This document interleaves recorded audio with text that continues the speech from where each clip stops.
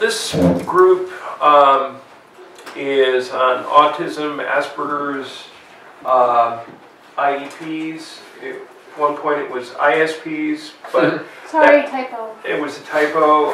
At least you didn't do IEDs, which would be more troubling than ISPs. But a little background on my journey. I have a son who is now 27 who is on the autism spectrum. And part of my time during seminary was spent working in a group home outside of Bangor, Maine for dual diagnosis folks, including one who was on the severe end of the autism spectrum, a dual diagnosis. Autism. What is it? Autism is a developmental disability that has some components to it that are problems with communication, social interaction, and cognitive function. And I did have this wonderful video that was on my flash drive that I was going to show you that would kind of give you a glimpse into things. So I'm a little... It's loading. It's loading. Great. As I said downstairs when Charlie was bringing up the last couple of items, that the loner and the individual who may be acting out inappropriately can be one of those individuals, can be on the autism spectrum. Individuals with autism are about 1 in 88 people, and it's more likely that boys will be diagnosed with autism than girls. There's still research going on that. There is some genetic connections, so I think I'm guilty on that end due to just some of the things that I know about myself. An individual with autism has problems interacting with environment and with those around them. It's one of the fastest growing developmental disabilities in terms of diagnosis at the present time. It used to be that they didn't know what it was, and so they lumped a lot of things in with it. But now it's being diagnosed more and more, and it's the last item that I saw on that in terms of percentage, the diagnosis has gone up over 1,000% in the last several years, which is kind of wild. Now, the autism spectrum, and all this stuff will be available on the website because I'll have a lot of the documents, including the video, available. And you'll all have this. You know, there's a wide range of abilities that you'll see. What's this on the spectrum? There's autism, there's Asperger's syndrome, and then there's a category that they call, I basically call it other. It's a pervasive developmental disorder not otherwise specified. In other words, other. And across the spectrum, you might find individuals that have a wide variety of things. They could be really intelligent in terms of some of the cognitive things that they're able to do, but verbally not able to express them. My son, Michael, is very, high functioning. And he is able to do a lot of different things, but as far as social interaction, has to withdraw very quickly because he needs to recharge his batteries. you may find with some of the young people in your conferences that you need to negotiate with them in terms of time to spend in the group.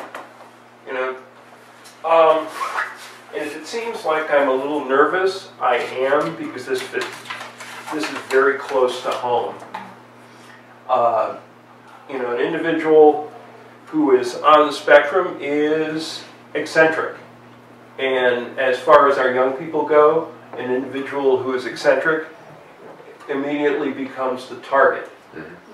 And that's the thing that this place is a safe environment. You'll see in your dean's packets, you'll see an article on Aspergers. Aspergers syndrome's fact sheet, which Jen actually found. It gives you a lot of the basics. Most of the people that you'll find on the autism spectrum that come to camp are the ones that are not really involved in terms of all the psychological things that may go with it, and mental retardation. The lower end of the autism spectrum is the group that is the most difficult to deal with, and they'll go to a different camp. They won't come here, basically because it's a different kind of environment, and parents will make a different choice. Now, what are some of the things that come up with autism? One of the things that you'll find is there is not really a good understanding of personal space. Now, think of the various things that you do in terms of, games and get to know you kinds of things. Now, when my son was younger, he would, may I sit real close? He'd sit really, really close to anybody around him, especially adults. Now, for adults and a smaller child, that's very endearing. But it wasn't because he was being affectionate. It's because he did not understand that there is this personal space between me and Sue. See, they don't pick up all the social cues. As I said when Charlie was asking some questions about situations, communication is 70% nonverbal and 30% verbal. And that's being generous on the nonverbal part. Some put it at about 80% nonverbal. So that when we're doing the get to know you kinds of things, be cognizant of the individuals around you and how they're interacting.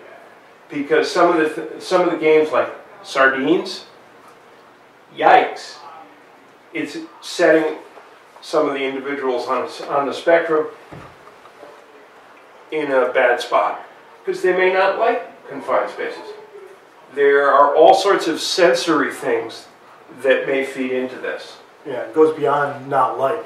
Not like. It goes to it sets off triggers, it sets off emotions and reactions that are just intolerable. Yeah. It could be things at mealtime. Sound. Now think about that. The most troubling times for my son Mike are large group activities. And just think of those large group games, and in particular meal times, which can be frightening because of all the different things. Is that loaded? You want to give it a shot? Yeah, I want to give this a shot. And I want you, as you look at this, it's entitled Mugged by Sound and Saved by Waitress.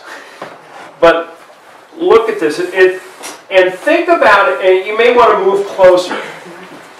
I want you to look at this and think of the images within the video and the various environments around camp. Because this is, a snapshot of an individual on the autism spectrum and how the world around him impacts. Is the sound on, Jen? I did too, yeah.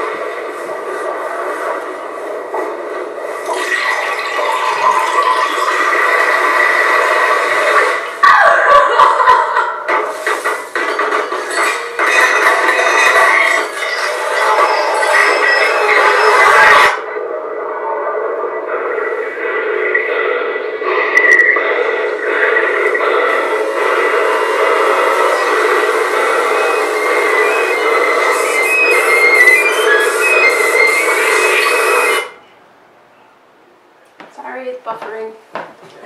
I'll do it.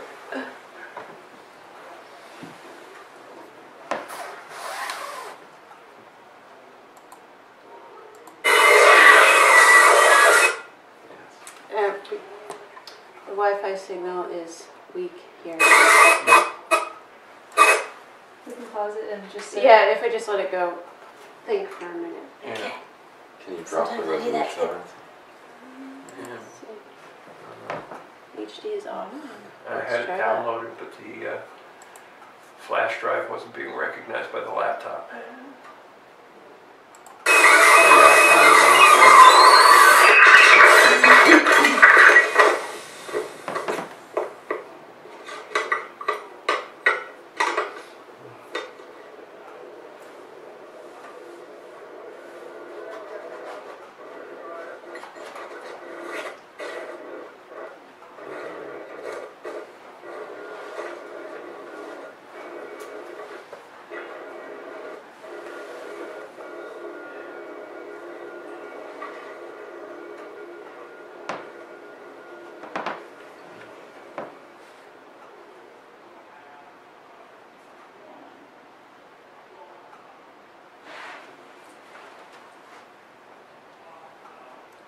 Did we lose picture at the end? No, it just fades out. Okay. On that. It does just fade out. Okay. Now, you see how the boy in that situation reacted to the world. Mm-hmm. That is a typical look at an individual with Asperger's or autism in terms of how the environment may overload their senses. You know, walking into a Walmart and think about all the different things going on. Going through registration, going to a cabin or a bunk room and negotiating all those things on the first day of camp. You have some serious things that they're trying to deal with. Because an ASPE, that's my son's term and is pretty prevalent, needs the structure in terms of going through their daily life. You know, meal at a certain time, a certain class structure, a certain routine. Establishing that within your summer conference is key for that child. Would it be appropriate to copy the schedule and give it to them? Yes. And if you have a general schedule set out with a dean's letter, you know, like these are the, you know, just as part of a welcome packet, that would be a good thing to know, you know, for the family. You may have a child who comes with a one-on-one, which was something that happened a couple of years ago for Sanctuary, which was the conference that I was the dean of. A family sent the one-on-one that the child had through the school year to camp, which you're golden, because that individual knows knows the child and how they interact. You know, looking at how this breaks down to within your summer conference, some of the things that you need to think about is this child will need to find time to decompress. Their bunk becomes sanctuary. That is the spot, you know, that is very important. And that's their place to decompress and recharge social batteries. That's what my son calls it. Decompressing. And the other thing is, as you're going through the day, you may need to negotiate when additional downtime is okay, because your schedules are all going to be fairly structured, but there are times when you need everybody there. You know, you all have specific program times that you're going to need, and the individual, I'll use my son Mike's name. Mike needs an extra amount of time after meals. You know, there may not be a quiet time after dinner, but there may be a time just where they can be alone. They may choose that time, and you may find them wandering off. You know, that's a sign. You know, if they're being a loner, it may be that they're just trying to recharge their social batteries, just to get off to the side. We had Joe last year, and he's coming back to us. But I think one of our problems is his mother didn't tell us he had Aspergers. Said he just would need a little extra time to adjust, and he would be just fine. And things were just fine because we had amazing counselors who acted pretty much like a one-on-one for him. But some things we did is we did give him a schedule. He always knew what was happening next, all of those types of things. He had two of the male counselors that he knew during meals he could come to and kind of tell them the phrase that he needed to say, and they would walk around with him outside because he couldn't be in the dining hall for too long. That was a huge thing. And one of the other big things was giving him extra nap time. He had times built into our daily schedule where he could go in his bunk room or go to the nurse and sleep so that he could fully participate during the other times during the day. And those are the three really big things we built in for him. But I guess one of the big problems is we're always floored. We don't know these things ahead of time. His mom didn't put a thing in our paperwork, and when she dropped him off, she didn't say a word to us about it. Just said he would need a little extra time to adjust. And now this year we have him and his sisters are. Who I don't know if they're on the spectrum, but we know they were a behavior challenge last year as well. So it'll be the three of them, and we have a couple other kids too. And so we find it challenging when the parents don't prepare us for these things, and we're coming up with these methods, and they may think they're doing you a favor or doing their kid a favor by not labeling them ahead of time. Summer Lake is a hard. place where kids can be, so that they don't think. Actually, can you talk a little bit about how did you negotiate and establish the kind of code words? Because I think that's really helpful. Joe was really open to talking to us about it. He wanted to be here so badly. And so we kind of got the hint first on Sunday when we started singing, and he couldn't even be in the room. And so we went outside, and I talked to him, two of our counselors talked to him, about what he needed. And by the end of Monday, we had a pretty good handle on the things that he needed. It really only took one day for us to figure out. But if we had somebody who wasn't verbal, because Joe was pretty high functioning, it would have been more difficult. But he was able to tell us his needs, and our male counselors were just really wonderful with him. as well, and I think that helped to have a guy around that he felt comfortable talking to. And by the end of the week, he was able to participate in much more than he could at the beginning of the week, and he even was singing. And I mean, that for us was just amazing. But it would be more challenging if he wasn't verbal with us. Yeah. Yes, finding that hook that gets them involved is the big thing. Within Sanctuary, the young man that was with us, drumming was something that he really got into, and for worship, that was the part where he found a way of fitting in. That's one of the key things, trying to draw them out a little bit and finding out what they're really into.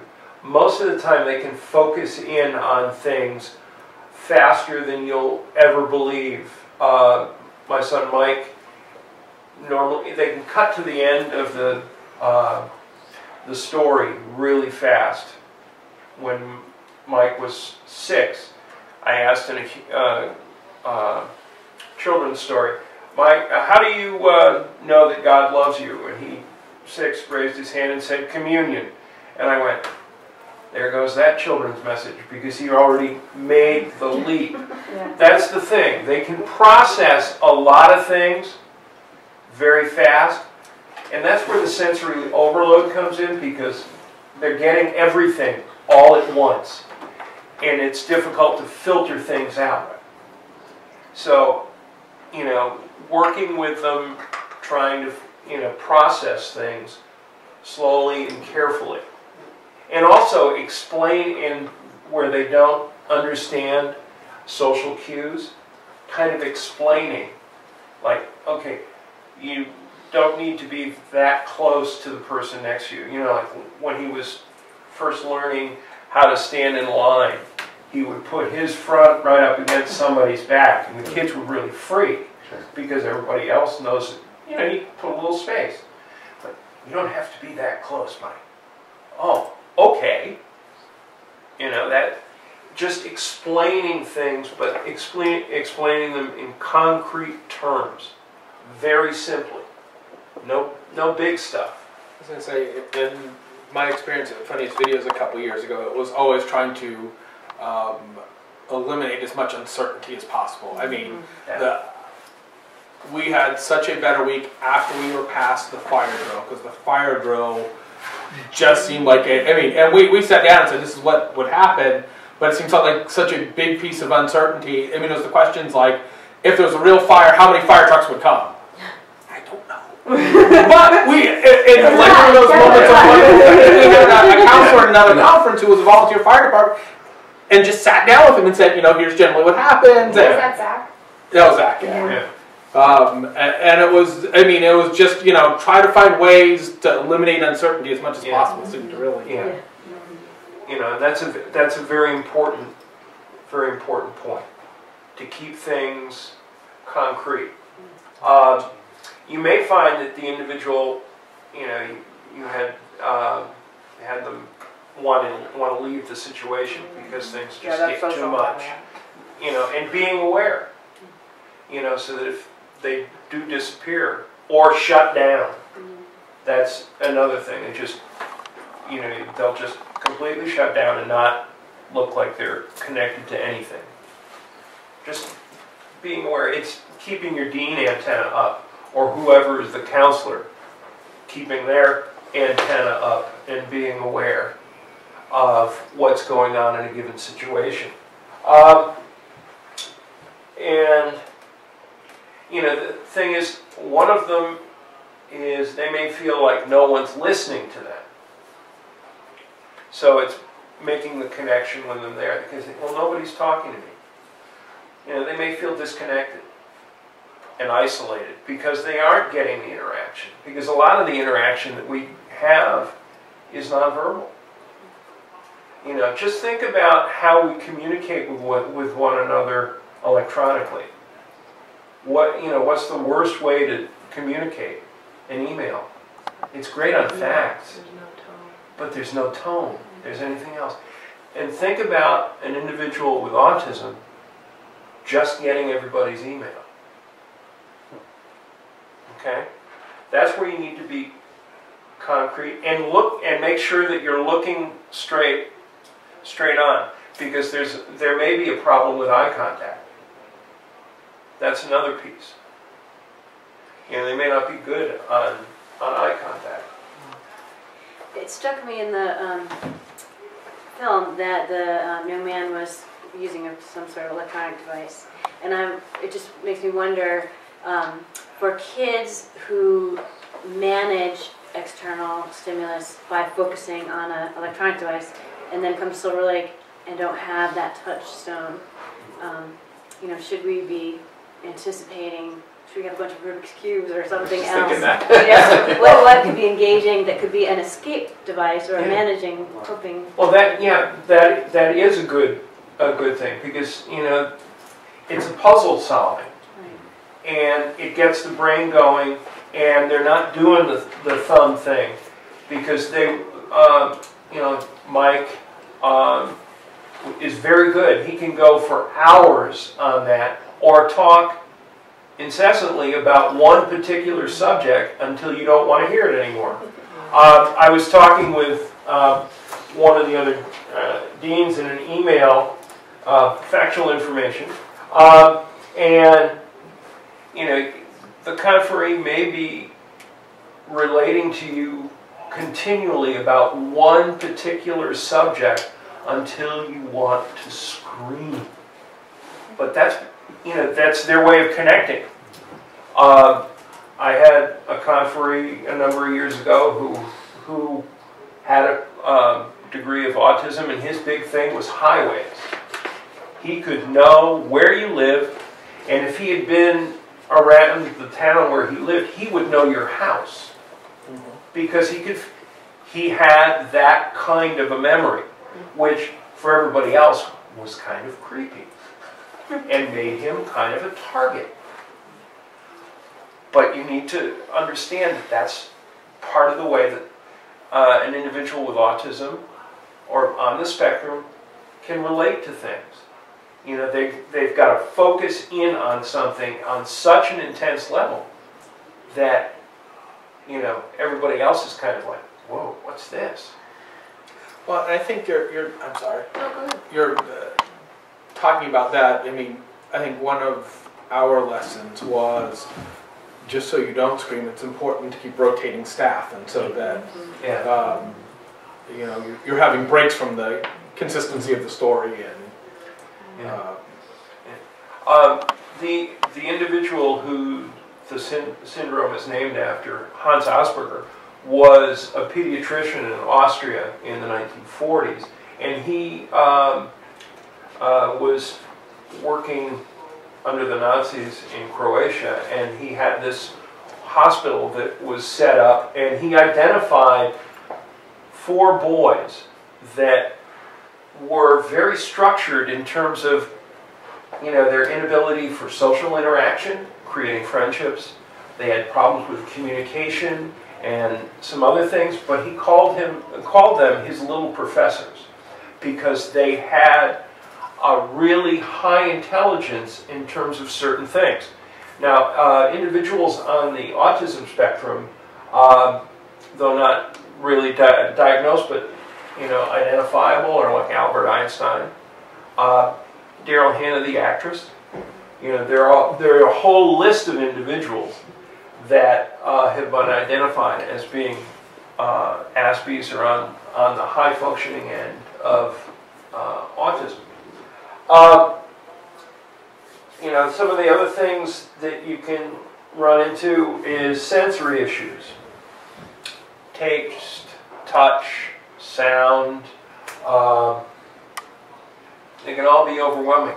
There could be things like fabric, that can be abrasive, or textures of food. There could be some things that you might see on the table that, well, I'm not going to eat that.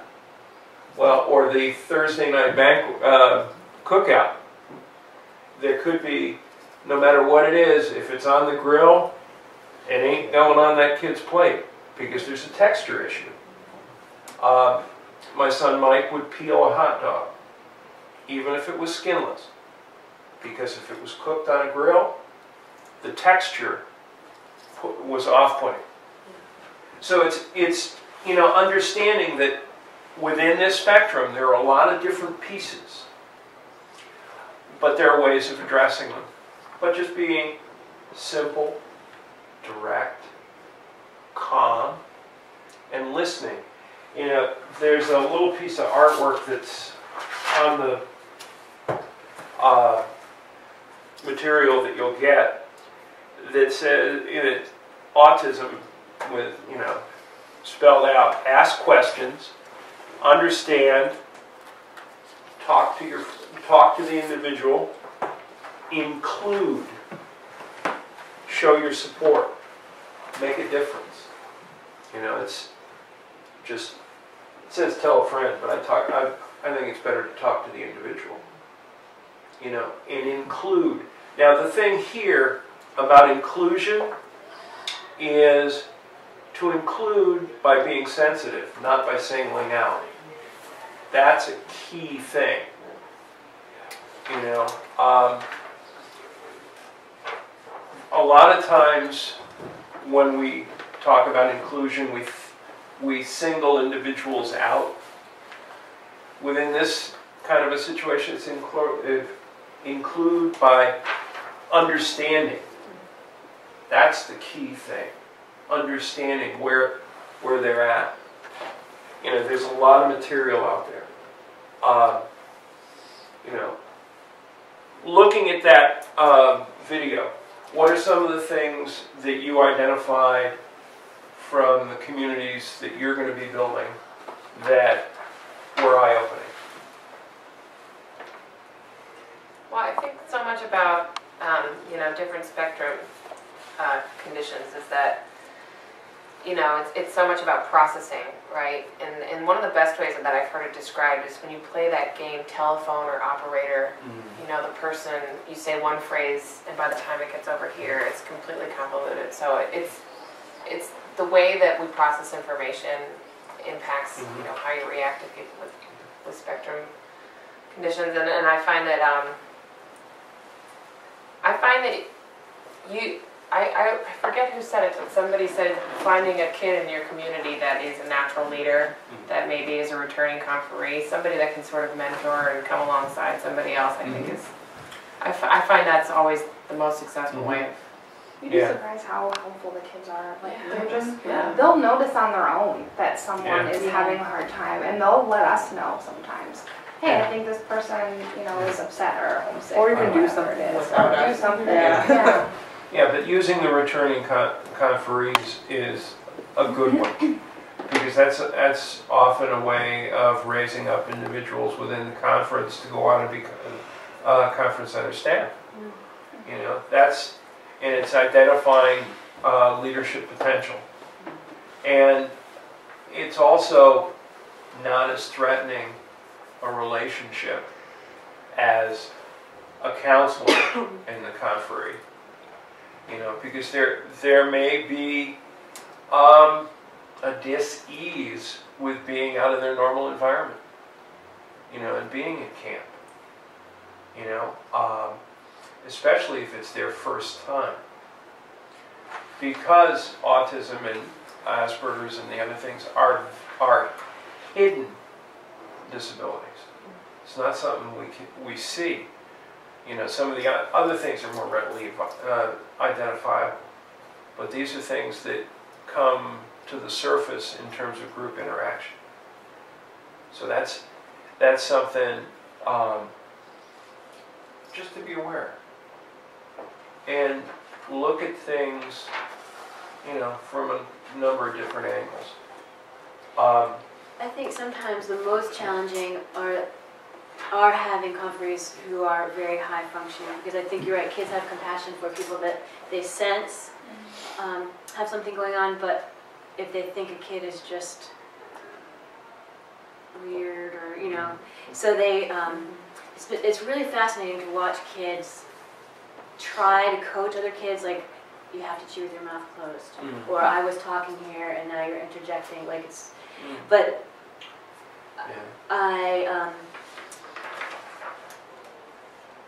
don't know what I'm trying to say or ask here. I think that poses a special problem or challenge that kids who are high functioning and aren't getting social cues or need to be reminded all the time with their peers, I feel like there's somehow more suffering or less compassion or something. It can be. It can be. What you were saying reminded me of a phrase that we used with Mike, which was, you would blend better if you didn't chew with your mouth open, or if you didn't interrupt, because that shows you respect the person that you're with. Or you would blend better if there were just a whole range of things, but you can identify that within a situation. You would blend better because that's not a threatening statement. Right. You'd fit in better if you didn't do that. Thank you, that language is helpful. Say what? Thanks, that language is helpful. About 5 more minutes. Okay. Questions? Comments? Actually, I have a question. Sure. Do you have any tips, or how would you handle it if there were as many children with these kinds of issues as there are your counselors?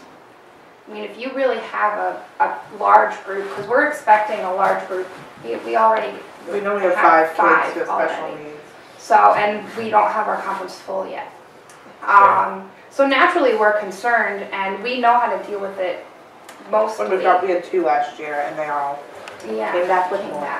Okay. So, I think that, as we did with staff for conference I did called Common Ground, we recruited the staff with that slice built in terms of a level of awareness of dealing with a differently abled conference. The conference that I did a number of years ago was entitled Common Ground, which was bringing high school young people with, and I hate the way it comes together, with disabilities with their non-disabled peers.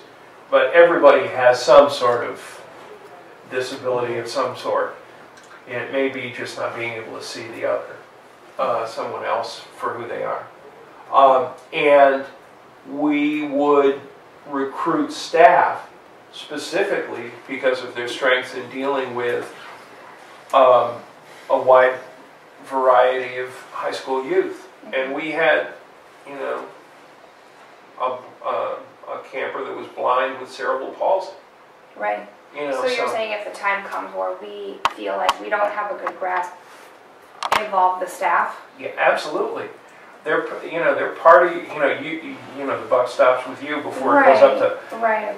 but it's it's the training level of your staff. Prepare them so that they're not sinking. It's giving them the tools.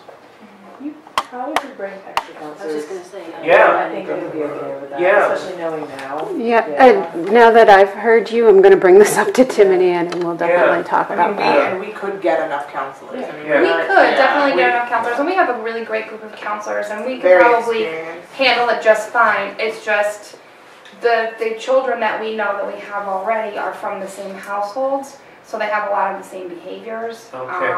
So Yeah. I would definitely build in the extra staff. And we did do that when we had Common Ground. We knew some individuals with specific diagnoses were coming to camp. So we built in, not necessarily a one-on-one, but we built in the staffing to handle that, so that nobody is so that staff isn't getting burned out. right. And even if you are utilizing some returning conferees to help out, that's not their job, right? Right. Exactly. So it's you are calling on them for some leadership from time to time, but building in the extra staff gives the stability to the conference. I think it also can be helpful to just consider, or maybe even shift mindset, that we tend to focus on individuals, which sort of pathologizes a specific person or people, and rather than looking at it as a social problem or a social challenge, that there's as much that needs shifting and correcting in the community. So to think about in terms of our counselors or our Silver Lake community. Yeah. In the Sunday night and Monday community building can be as powerful a time for inclusion as can get. Definitely. And I don't think inclusion's ever been our No, problem. it's not inclusion. It's just But- honestly Yeah. just special needs kids that have issues. You know, I don't know what PC way to say that, but No, that's really the, you know what I mean? That's really the concern. There's- that we have. It's being honest. I was just gonna say, and I have like almost no experience doing what you guys are doing, so I'm sure take this for what it is. But when I was struck by the video of sort of the layers of stimulation, how they sort of seemed like exponentially worse. Like as it got into the diner, it got worse and worse and worse. And I was just thinking, if you have, 25% of your, or whatever it is of your conference has those kind of issues, whether it warranted to kind of think about the stimulation. And I mean, you don't want to change your conference for a small percentage, but also maybe we won't do that song. Maybe we can have like a Zen area. I was just going to say, I mentioned Yeah. that earlier. Like a Zen Just area. kind of Yeah. be more conscious about what you do. And some of our problems are not related to this, it's learning disability issues, because we Yeah. have 2 kids who are functionally illiterate who are coming to a poetry writing conference. And one of them is coming back He to a came last poetry year. writing conference. Now he's And he, getting I mean, he assistant. clearly had a great time, and that's fine, but it just takes a lot of our counselors because they've almost had to one-on-one write. him through, because he We couldn't. had to ask him he like, couldn't what word. do you want to write down, and Yeah. we'd have to write it for him. And, Yeah, but yeah. they could have a writing buddy from us. or something, Yeah. some way of doing that. One problem that I had was I had a conferee who was having a hard time with she was having a hard time trusting everyone else to accept her when they were making efforts. So we had to do some sitting down with her and be like, they are now trying, and you need to also do some trying back and recognize that they're trying to. Yeah, that's the being direct Yeah, and concrete with an individual. yeah. Because they may not see it. And also she's getting that from the rest of her life of people not really making attempts to, so it's Yeah. hard. And that's the thing about Silver Lake being a place for sowing seeds, because this may be that first spot Yeah. where that individual may find the acceptance and the inclusion that may blossom at some point down the road that you may never see, but we still plant the seed and try and work that out. Yeah. Yeah, I think the other thing that, as I was listening to you, Emily and Kim, would be, and you have some of the advance on this, get yourselves as prepared as possible and be as prepared as possible to give yourself extra break time, because your modeling will set everything else up for the counselors. That's for why there's everything 2 else. of us. Yeah. Exactly, and knowing the 2 of you, I'm not particularly worried, but it really all, I mean, everybody's kind of looking for you to set the tone of things. Yeah. It's better to over-prepare ourselves and then have it just like not be a big, huge issue than the other way around. So. Did you folks find this helpful? Or? Yes. Yeah, Thank you. this was great. Okay, just doing a little.